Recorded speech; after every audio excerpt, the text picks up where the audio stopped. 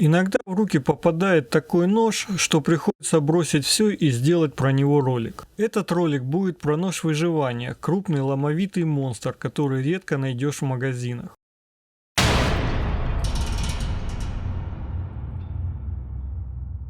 Я давно уже смотрел на этот нож с желанием пощупать. Выглядит он красиво, брутально и имеет все задатки, чтобы стать полноценным и полноразмерным ножом выживания. Как вы уже поняли, ролик снимал не у себя в студии, а прямо в магазине. Так что прошу отнестись с пониманием. Как я уже говорил в одном из своих роликов про ножи выживания, в РФ есть специальный ГОСТ, который определяет задачи такого ножа и по сути делает нож выживания холодным оружием. Ну а если так, то почему бы не сравнить этот нож с легендой, ножом Кабар? О ноже Кабар я уже снимал отдельный ролик про его богатую историю, функциональность и незаменимость для армии США. В действительности оба ножа очень похожи, как по размерам, так и по основным элементам конструкции. Да и строй клинка отличается мало. У Кабара чуть более хищный вид только за счет серейтора и так называемой щучки. Широкий дол на ноже Протектор выглядит отлично, что добавляет ему харизмы. Развитая гарда присутствует на обоих ножах, хоть у мистера Блейда она сделана более сложно и эргономично. Оба ножа предназначены для широкого спектра грубой силовой работы. Клинки ножей имеют схожие габариты и прямые спуски примерно от середины клинка. Отличие лишь на носиках клинков, щучка на Кабаре и ступенчатое утоньшение к острию на Протекторе. Оба решения скорее компромиссные и фактически не будут играть никакой роли в возможностях и функционале ножей. Наличие широкого дола на ножах такого типа вещь неотъемлемая, и на мой взгляд Протектор в дизайне этого элемента много выигрывает у Кабара. Нож Кабар имеет тупье на пятке клинка, что я считаю плюсом. В редких задачах возможность перенести палец за гарду дает больший контроль клинка. Но по сути это чистая вкусовщина и вряд ли для кого-то это важно. Еще в глаза сильно бросается толщина обуха. У Кабара 4,2 мм, а на Блейде все 5 мм. Наличие или отсутствие серейтора на клинке я отнесу в раздел вкусовщины. Каждый сам решит, в каком варианте ему лучше купить нож Кабар. Спущенные сведены режущие кромки на обоих ножах хорошо, рез приятный. Сталь на Кабаре – это простая углеродистая сталь с содержанием углерода около 1%. По этой причине Кабары имеют черное покрытие для защиты от коррозии. Нож Протектор имеет уже более современную сталь D2.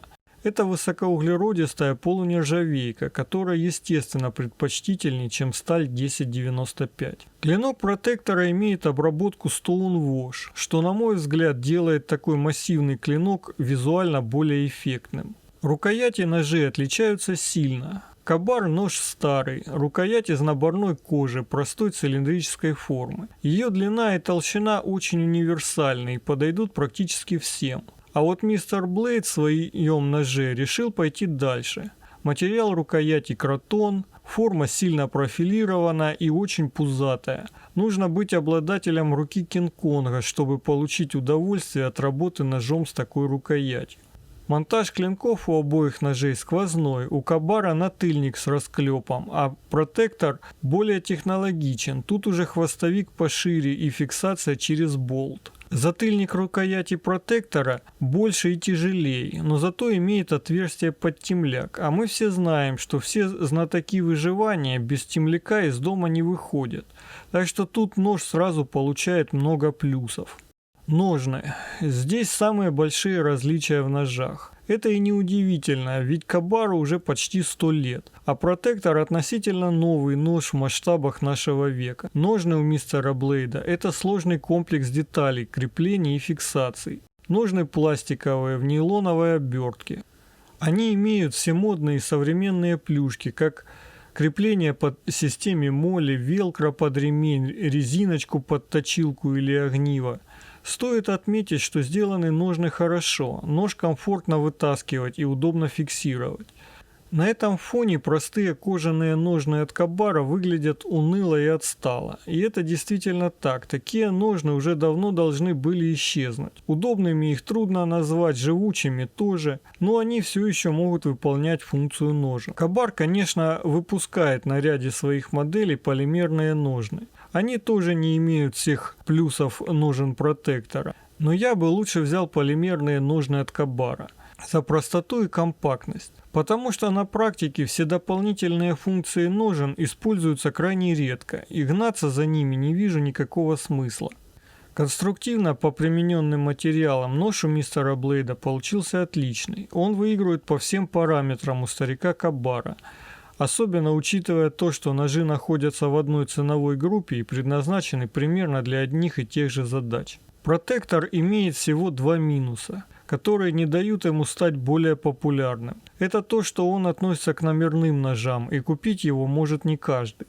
На мой взгляд, эту проблему производитель мог бы и решить, незначительно скруглив острие ножа или сделать модель с другой гардой. Кстати, эта деталь вообще отдельная, и заменить ее для производителя не так и сложно. Второй минус – чрезмерно крупная рукоять. Эту проблему вообще можно решить самостоятельно, при наличии прямых рук, заменив центральную часть рукояти на более тонкую и удобную. Благо конструкция это позволяет. В практическом плане использования ножей я не вижу сильных отличий в рабочих задачах. Ну, может быть, у мистера Блейда будет ресурс по количеству заточек повыше. Да и в качестве лома, а не ножа, он будет работать лучше за счет более толстого обуха и фрезерованной гарды. В итоге для меня из всего вышесказанного следует опять неоднозначный вывод. Потому что, несмотря на всю красоту клинка протектора, его большую современность и технологичность, я бы все равно взял Кабара. Ну, потому что это легенда, потому что он удобней прямо из коробки, берешь и используешь. А еще он легче практически на 25%. Визуально протектор мне нравится, намного больше и выглядит намного свежее старика Кабара. Но когда берешь нож в руку, то понимаешь, что сухой расчет никогда не заменит фактических ощущений. А что бы выбрали вы? Напишите в комментариях, не забудьте поставить лайк и подписаться, если еще этого не сделали. Также не забывайте о ссылках в описании и наших соцсетях, архивчики, спойлеры и анонсы будущих роликов.